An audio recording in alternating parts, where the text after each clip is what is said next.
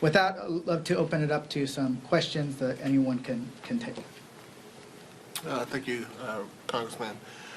As you are put forward this summit, Republicans are reportedly rebranding the reconciliation law that they passed this summer as the Working Families Tax Cut Bill.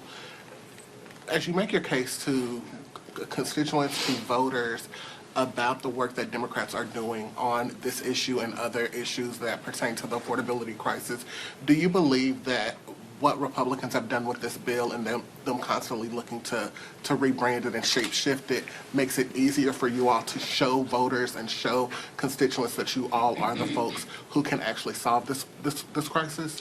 Absolutely. First, let me kind of say, they're trying to brand it because it is so bad, that piece of legislation, that it was a direct attack on working people, cutting their health care, cutting programs that they rely on like SNAP, that it was actually making things worse, all just to give tax breaks to the largest corporations and the wealthiest people in this country.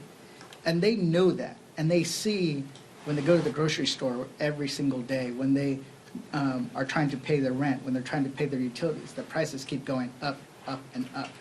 And that they haven't delivered on the affordability. Things are actually getting worse. And if we're going to actually tackle this affordability crisis that Trump said he was going to tackle on day one, we have to start with housing, because that is what impacts people throughout. This is not just a blue state issue. It is also a red state issue.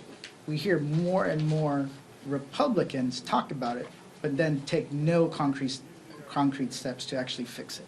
So we're going to start laying out an agenda that are being put together across the Democratic caucus led by Hakeem Jeffries. Reduce cost of living, create opportunities to go to college or start a small business and save for retirement. And then have the kind of investment that meets the need. Right now, everything we've done has been too small, too slow, and too expensive. We've got to think different. Brad?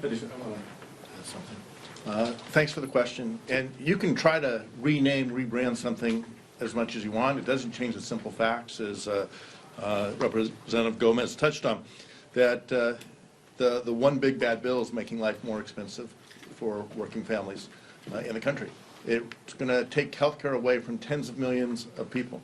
It's going to take $500 billion out of Medicare.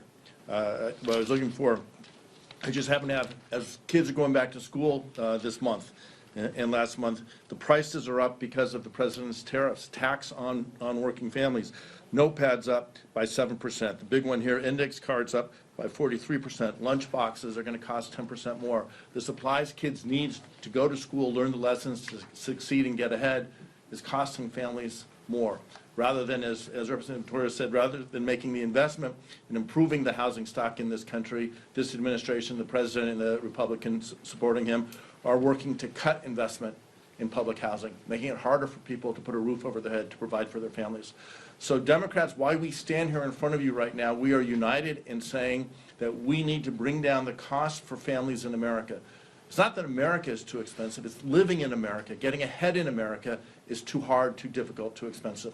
And we've got to bring down the cost of living for working families. That's what we're doing. The Republicans can try to rebrand their bill, but the facts of their bill remain the same. They're not taking steps to make life easier for working families.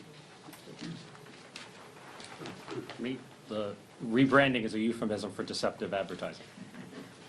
And the so-called big, beautiful bill is the most regressive piece of legislation in the history of our country, because it essentially cuts Medicare and SNAP, health care and food, the essentials of life for working people, by $1 trillion in order to fund tax cuts for the top 1%, who have 12 times more wealth than the bottom 60%. I cannot imagine a more regressive piece of legislation. And I have constituents who, after paying all their bills, paying the rent, paying utilities, are living on $20 a day. And so Republicans are cutting health care and food for those living on $20 a day in order to fund tax cuts for the likes of Elon Musk, who has a net worth of $400 billion. In what universe does that qualify as a working class tax cut? I haven't actually heard about the name that they were going to call it, so thanks for bringing that to my attention. What a joke. And, Donald Trump continues to think that he can con his way, as he has in the past, and make voters say something that is wildly different from reality. Even though he's a con man, he's not going to be able to con his way out of the implications of this bill. And they know that. That's why so many of the impacts are going to hit after the midterm elections.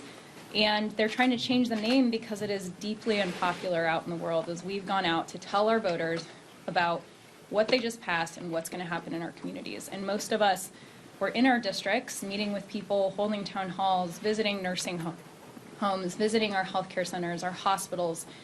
This is the largest transfer of wealth from working class families to the most wealthy in the history of the United States, to the wealthiest people in the world in the history of the world.